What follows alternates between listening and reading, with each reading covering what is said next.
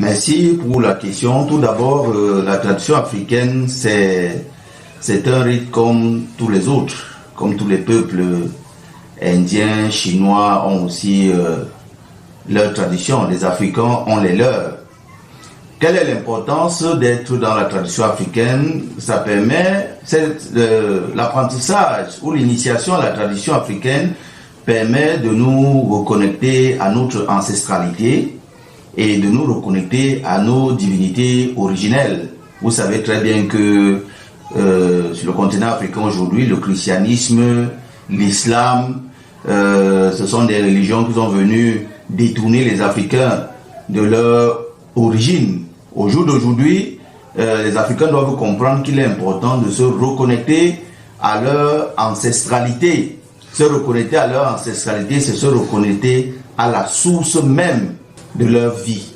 Donc, j'invite tous les Africains aujourd'hui à se reconnecter à leur ancestralité à travers les rites d'abord de leur tribu. Il faut rentrer dans vos villages.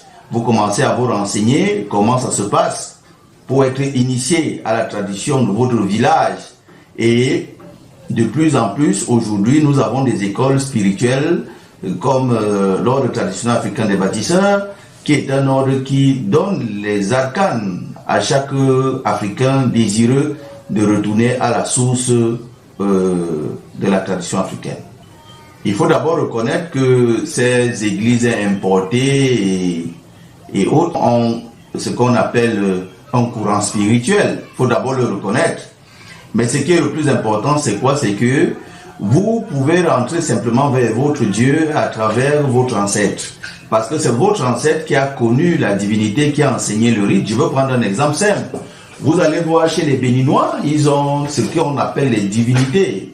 Les Vodounes, ce sont en réalité des divinités, des entités qui ont enseigné certains rites aux Béninois, au peuple de l'Afrique de l'Ouest. Vous pouvez voir que vous allez retrouver au Nigeria, vous allez retrouver au Bénin, au Togo.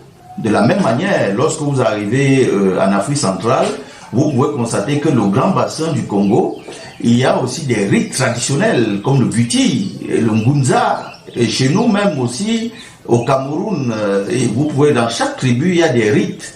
Alors, lorsque le jeune d'aujourd'hui rentre vers la source, vers ses grands-parents, vers ses ancêtres, il a la possibilité d'être plus vite connecté. C'est comme si vous allez d'abord à la Mecque pour entrer en contact avec Dieu, alors qu'il faut aller dans votre village à 0 pas, et que le grand-père qui est un initié connaît les arcanes secrets qui vous permettent d'entrer en contact avec Dieu. Parce que Dieu se manifeste dans la tradition africaine à travers la nature.